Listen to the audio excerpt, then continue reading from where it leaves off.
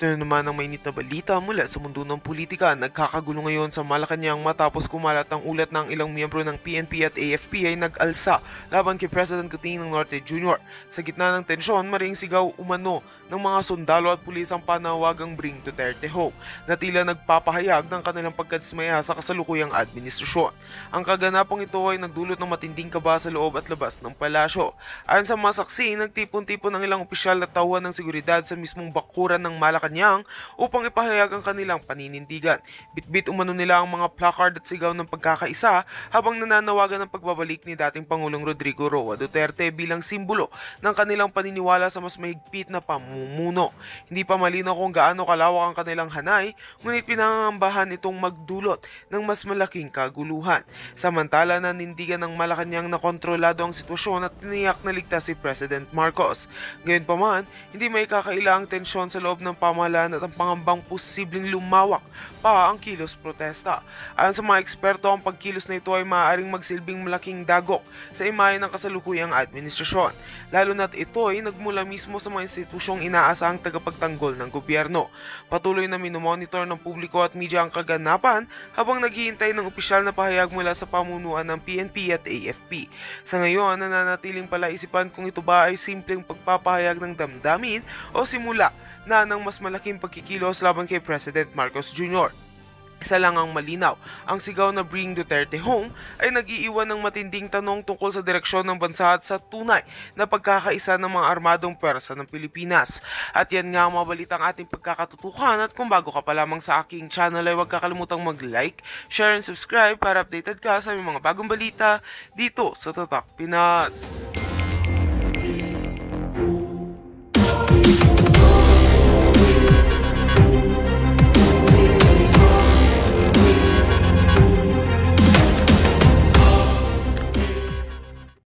Sa Pilipinas, ha? Oh. Bakit? Anong reglementary period? Anong period yun? The Article Dahil 125. sinabi na nga ni Executive Director sa ating PCTC na diffusion lang naman yun eh. Wala nga commitment pinag-uusapan dun eh. Wala nga red notice, pambira eh. There is a warrant. Takal na ni Arnie Tevez eh. Wala pa rin, di ba? This is Ba't kayo a- nagmamadali? Ano yung reglementary period mo? Yari siya, natarayan siya. Ano yung reclamentary period mo? Feeling ko sa loob-loob nito ni Toreng, ikaw ang susunod kong aarestuhin. Sabi siguro niya kaya lang, ay, mali. Ano pala ito? Kapatid pala ito ng presidenteng sinusunod ko.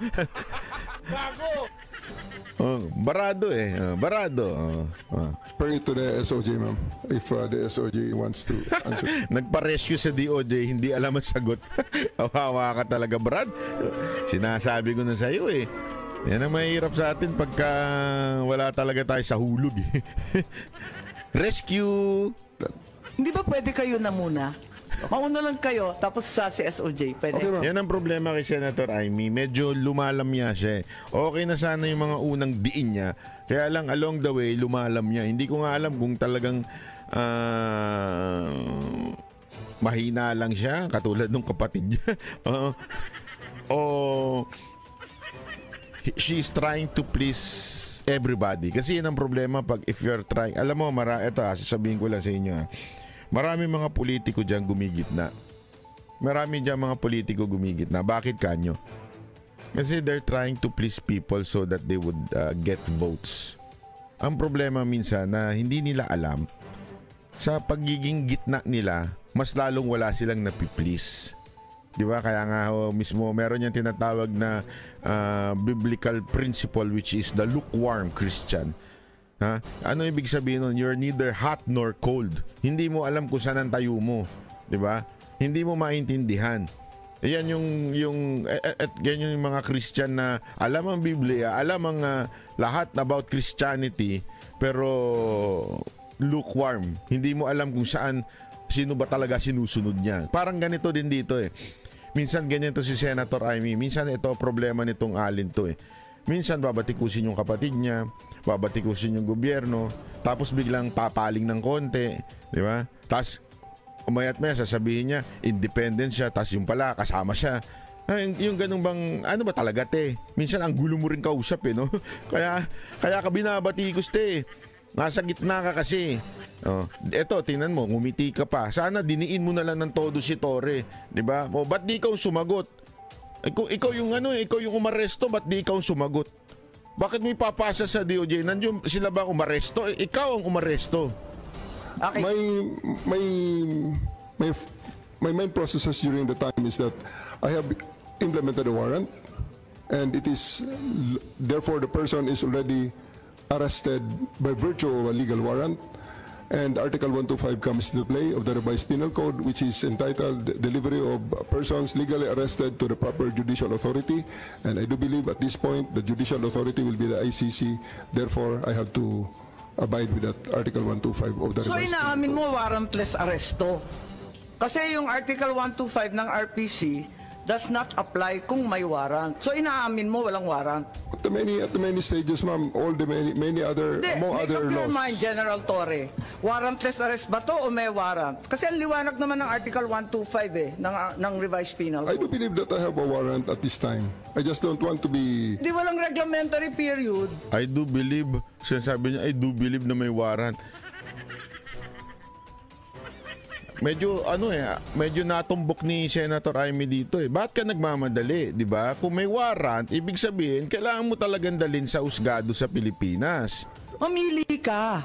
Kapag warrantless arrest, edi may period. Kapag may warrant, walang period. Just the same, ma'am, I have to deliver Hindi him to the pareho judicial yun, proper authority. kapatid. Hindi pareho 'yun. 'Yun na suko na siya. Suko na siya, sabi niya. Hindi nga pareho 'yun. Yan kasi ang problema sa kanila. Alam mo, sa totoo lang, dapat itong si Torre, dapat po inuulit ang pag-aaral nito. Oo, walang biro. Dapat tinuturuan ito ng isang abogado eh. Meron isang abogado doon na matikas eh. Talagang naipaliwanag niya kung ano yung tamang proseso ng pag-aaresto. Hindi katulad nito na wala eh. Talagang wala pong kaalam-alam, ika nga. Para bagang siya nagre-response lang siya yung sa tingin niya ay tama, hindi yung talagang tama. Magkaiba kasi yung sa tingin mo tama, ito yung sa tingin mo, o yung talagang tama. Magkaiba ho yun.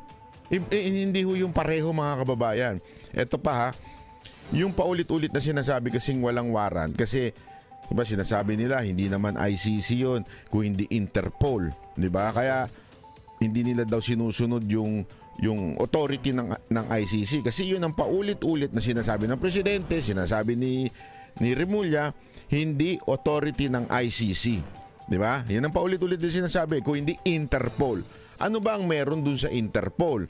Ito yung sinasabing red notice, di ba? Ito yung ito. Ayan. Ang problema, mga kababayan, hindi po red notice ang nabuking din dito sa pagdinig nito na walang red notice. Ano po ang meron? Yung diffusion o yung red diffusion. Anong ibig sabihin yan? Ayan, papakita ko sa inyo. Ayan yung pinagkaiba. Diffusion order at saka red notice nasa kaliwa. Di ba, nakita nyo? Di sa red notice, kitang-kita nyo naman, mapula-pula. sa kanan, wala. Di ba? Anong pinagkaiba nun? Okay? Ang pinagkaiba nun, ipakita natin para tanungin natin si ChatGPT kung anong pinagkaiba nun. Ayan po ang pinagkaiba nun. Interpol Red Notice. Definition: a request for law enforcement worldwide to locate a provision arrest person pending extradition. Request yan nanggagaling sa isang member state. Halimbawa, tayo bilang membro ng Interpol, pwede tayong humingi ng tulong sa isang tao, which is yung ginawa nga nila kay Tebes. Hinihingi nila ang tulong ng Interpol ng Timor-Leste para dakpin po si Tebes. Ito nga po ang matindi ho dito dahil sa wala pong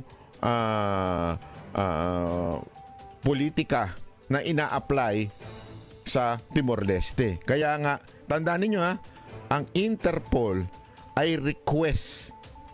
Okay? Ito po ay, tingnan nyo yung legal weight, not an international arrest warrant. But many countries treat it as a valid basis for arrest. Pero, ibig sabihin nun, hindi siya talagang international arrest warrant. Kung hindi papayag yung bansa na yon, yung gobyerno ng bansa na yon, walang magagawa ang Interpol. Okay? Yung public or private, mala na yan. Basta ano na lang natin yan. Ano lang naman yan yung Interpol Red Notice publicly available. Yung Interpol Red Diffusion, ano po yun? An urgent, informal, yan importante dyan, informal request. It is not a command, it is not a law, it is a request for the location and arrest of a suspect before a formal red notice is issued. Sa madaling salita, okay? Legal weight, less formal ito doon sa red notice. Okay? So yung red notice nga ay hindi batas, hindi law, hindi tayo obligadong sumunod agad-agad. Okay? Mas lalo na itong red diffusion. Okay? Ang titingnan nyo dito, yung issued by, ano yon? A member country directly to other countries via Interpol Secure Communication System. Sa madaling salita mga kababayan, itong sinasabi dito, isang membrong bansa mismo gamit ang secure na communication system ng Interpol. Ibig sabihin, since ang ICC ay hindi bansa, okay, hindi po bansa yun ha, baka akala ninyo bansa ang ICC, hindi po. Merong nag-request para magkaroon ng red diffusion ng Interpol. At napag-alaman natin yan, di ba? Marami na ho nag-vlog niyan. That request came from our own government. How? By through media. Binibigyan nila ng idea ang Interpol. At may gumapang sa Interpol para magkaroon ng red diffusion si Pangulong Duterte para ngayon gagawin nilang dahilan na hindi kami sumunod sa ICC pero sumunod kami sa Interpol. Pero ang totoo niyan, merong nag-request. Pangalawa, even if this is less ang kanyang weight, ibig sabihin less ang demand ng diffusion, bakit natin sinunod? Sa madaling salita mga kababayan, eto lang kasimple yan. Paikot-ikutin mo na ang mundo ng gobyerno sa Pilipinas. Ginusto ni Marcos yung ginawa ng gobyerno. Hindi natin alam kung siya lang, si Marcos lang ba, o baka pati si Romualdez ay kasangkot. Ginusto nila at pinagplanuhan nila yan. Hindi pwedeng hindi. Kasi tingnan nyo ha, anong nangyari? Yung kay Tebes, ayan yung bagong balita. Saktong lumabas. Ang galing nga talaga ng Diyos eh. Alam nyo ba, after the hearing lumabas ito. Etong nga, yung gabi lang siya lumabas. Anong nangyari? Pahiya, olat, si Remulla, si DOJ, siyempre siya ang secretary, di ba? Siya ang paulit-ulit na sinasabi niya, babalik na, babalik na, babalik na. O kaya nga yung mga media, nagabang pa kayo sa airport eh. Babalik na yan si Tebes, ano na yan. O, anong ginawa ng Timor-Leste? Ginrant niya yung appeal na i-block yung extradition. Sa madaling salita, ang Pilipinas humingi ng tulong sa Interpol sa Timor-Leste. Anong sabi ng Timor-Leste? Chotomatiko dasay. Hindi. Iba yun. Ang sinabi ng Timor-Leste, sandali, pag-aaralan namin ito sa korte. Paaayusin namin to. Hihinga namin ng panig ang inaakusa na si Tebes. Kung dapat pa naming i-extradite siya papunta sa bansa ninyo. Tandaan nyo, Pilipino si Tebes, and yet, hindi pumayag ang Timor-Leste. Nung nakita nila, syempre, nag-decide sila eh. Ayan decided unanimously to grant an appeal. Ibig sabihin mga kababayan, yung Timor-Leste naiintindihan ang batas. Yung Timor-Leste naiintindihan nila yung pwede lamang gawin nitong Interpol. Naintindihan niyo ibig sabihin? Oh, anong ibig pa? Ibig lamang pong sabihin nito, tayong mga Pilipino, lalong-lalo na si Secretary Remulla sa DOJ, na ang pilit niyang ginagano ng Timor-Leste. Inaano niya si Timor-Leste. Para bagang inuutusan niya ang Timor-Leste na sumunod. Pinahiya siya. Hindi kami susunod kasi meron kaming due process. Mantakin mo Pilipino ito. Hinihingi siya ng bansa niya, hindi ibinigay. Bakit? Sinunod ang due process. Sa Pilipinas, Pilipino, ibinigay ng bayan natin sa ibang bansa. Ganon katarantado ang gobyerno natin. Ganon kaputang ina yung mga namumuno sa atin. Kagago. Bakit? Mismong kalahi natin. Huwag na natin sabihin si Duterte ito. Mismong kalahi natin, wala pang red notice, hindi pinadaan sa due process at binigay sa ibang bansa. Now, anong nakakairita dito? Ang nakakairita dito, deny pa sila ng deny. Alam nyo, simple lang naman Puro kayo mga walang bayag. Kayong mga nasa gobyerno sa Pilipinas, puro kayo walang mga bayag. Aminin nyo na lang, oo, gusto naming matanggal na si Duterte dito sa Pilipinas. That's it. Tapos ang usapan. Now, let's talk about legality. Eto kasi ngayon, deny pa kayo ng deny. Hindi naman namin sinusunod ng ICC. Ang dinisunod lang namin Interpol na yan. Hindi nyo na lang aminin. Sa bagay, tama talaga si Duterte. Marcos is so weak. Hindi kayang panindigan ang mga desisyon. Kaya kailangan magpalusot pa, magtago sa palda ng mga kasamahan niyang mga sekretary niya. Ganon kahina ang ating, ewan ko, kinukonsider nyo pang presidente yan. Parang walang paninindigan Kasi kung, eto sabihin mo na lang, diretso mo, I want Duterte out of this country. Tapos ang usapan. Now, pag-uusapan na ng legality, hindi Ang dami nyo pang palusot. Yun ang problema dyan. Di ba ho? Yun ang sanang hindi maintindihan itong gobyerno to. Kaya tuloy nagkakaleche-leche kayo O, yan ang totoo. Kaya nagkakaleche-leche. O, ito maganda itong paliwanag nito. Medyo malalim ito pero ipapaliwanag natin para mas maunawaan natin kung ano ba talaga nangyari. Jay Remulla, etong sinabi... Ay, sorry. Hindi pala yan. Ito. Ay. Ito. Sige. Yan na nga. Yan na. Ito na. The implementation of the... Sorry. Ito. Jay Remulla, etong sinabi ni ASEC Nico Clavano, March 13th, may tinatawag po na competent judicial authority kung saan siya mismo ang mag-test na yung buong proseso po na dinaanan ng arrest ay tama. Ito po ay hawak-hawak ko po yung ating rule, Article 59, na kailangan dalhin yung person arrested sa competent judicial authority. So yun po yung naging papel. Kami po yung nagsilbing competent judicial authority. Po, yun talaga. Ang linaw nung sinabi niya. Kasi nga, dahil kailangan, tinan niyo to first, they acknowledge Article 59. They acknowledge Article 59 na sinasabing kailangan iharap sa korte yung akusado bago siya ma-extradite. Aminado sila. Bakit? Ito sinasabi nito itong taon to, itong Yusek na to, sinasabi niyang, kami nga yung tumayong pinakakorte na dun.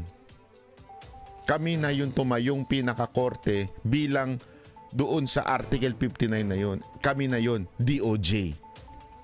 Hindi ko maintindihan kung saan kaya graduate ito, no? Saan kaya graduate na law school itong si Tutoy na to, no? Yung naging role namin, yung naging competent judicial authority. I'm sure that that was meant in a figurative manner, ma'am. Tapos sinagot pa. Mantakin mo Ang linaw na noon, sinabi niya, kami na ang tumatayong figurative na tapos bigla sasabihin nito, ano lang po yun, joke lang po yun. Hindi, diba? Isipin mo, alinaw na sinabi ni Tutoy, tapos biglang sasalbayin siya nung boss niya na hindi, ano lang po yun, figure of speech lang yun. Po, yun talaga yung naging role namin, yung naging competent judicial authority. Yun ang role nila, competent judicial authority. I'm sure that that was meant in a figurative manner, ma'am. Ito naman si figurative manner. Sabi niya, wala yun. Wala yun. Ano lang yun? Joke lang yun. Ano lang yun? Parang wala lang. Gusto lang sabihin ni Clavano. Ang labo mo, Brad. Ang labo mo. Ang labo mo talaga. It's not meant literally. It's not meant literally. Anak ka ng wewe. Anak ka ng... Daldal nyo kasi. Yan ang problema sa inyo. Lahat kayo madaldal. Actually po, no, Article Ayan na, inulit niya pa to 9, yung Section 2. Oh, ayan na. Oh. It's not meant literally. Eto, pakinggan nyo Kinote niya pa, Article 59, Section 2. Oh, eto. Actually po, no, Article 59, yung Section 2, tama po yung binanggit niyo po, no, na kailangan promptly na dalhin yung na-arrest sa competent judicial authority. Yeah. Doon po tayo nagtatalo, no? Yung competent judicial authority. Ngayon po, sa pag-interpret ng rule na yan, kailangan din natin maging practical.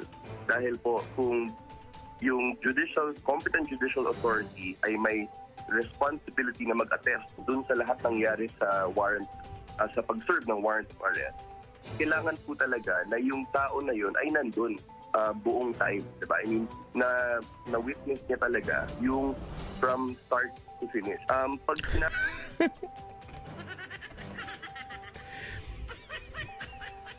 Ito imagine niyo, inamin niya na tama yung Article 59. Ngayon kasi mali na sa kanila Ngayon iba na yung ano sa kanila, iba na yung rason nila. Ano na rason nila ngayon? Hindi na applicable ang Article 59. Bakit? Kasi we are no longer part of the ICC. But before, ito ang mga sagot nila.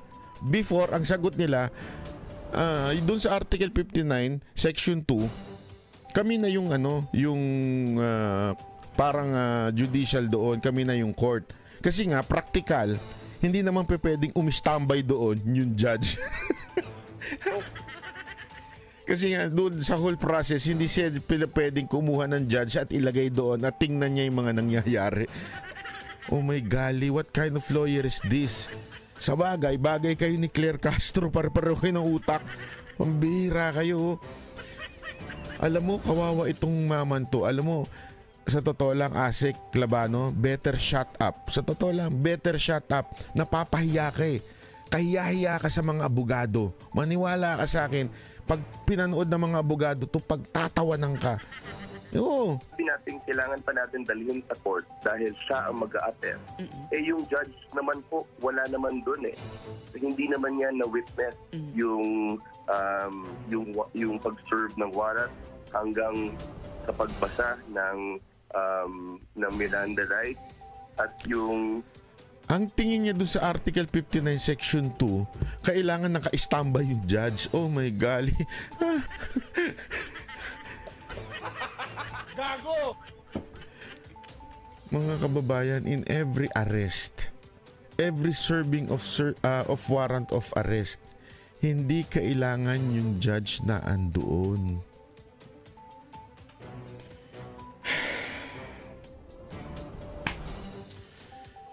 No-comment talaga ako sa iyo, bata. Bata, medyo ano ka. Matinding ako kasi bakit? Based on my experience, I will not elaborate kasi the case is under gumagalaw pa rin po. Okay? Pero alam ko ang maserba ng warrant of arrest. Hindi mo kailangan nandun ng judge sa tabi mo. Ang kailangan mo, pagka-aresto sa'yo, dalhin ka dun sa judge para doon ka mag-bail or doon ka bibigyan ng pagkakataong sumagot. Yun yung Article 59 Section 2. Pagkuha sa'yo, dadalhin ka muna sa korte at pasasagutin ka. Bigyan ko kayo ng example. Ganun ang ginawa kay Tebes. Diba? Nakita nyo, tandaan nyo, kinuha siya. Tapos anong kinuha sa kanya? Dinala ba siya ng Interpol sa Pilipinas? Kaya hindi nyo naiuwi si Tebes dahil sa katanga. Ayoko sabihin to pero sa pagiging incompetent nyo Totoo. Kinuha si Tebes ng Interpol, hinuli siya. Nakita natin yun. All over the news yun Tapos anong ginawa? Dinala siya sa court, hiningan siya ng panig, pinasagot siya, labanan ngayon ng legal ng court ng Timor-Leste at yung ano natin doon, naglalabanan sila doon. Bakit kailangan po, bla bla bla, ito na yung mga ebidensya, bla bla bla. Ayan na lahat.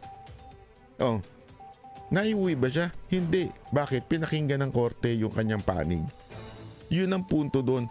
Kasama ba yung korte umaresto? Anak naman ng weteng Klabano. Klabano naman. Oh, tell me, Attorney Claire, kung hindi tama ito. Sige, tell me na fake news ito o hindi. Yan si Klabanong fake news. Proper process ay nasunod. So, sa tingin ho natin, yung interpretation nito, yung competent judicial authority, ay kasama na din po dyan ang prosecutor. Yung complementarity principle po ay papasok pag unwilling or unable ang Pilipinas or kahit anong bansa na mag-prosecute dun sa same crime. Yun. So parang naging judge na rin yung SOJ. Papayag ba kayo ng ganon? Yun lang ang tanong. Hindi po yun ang aming gustong sabihin dito.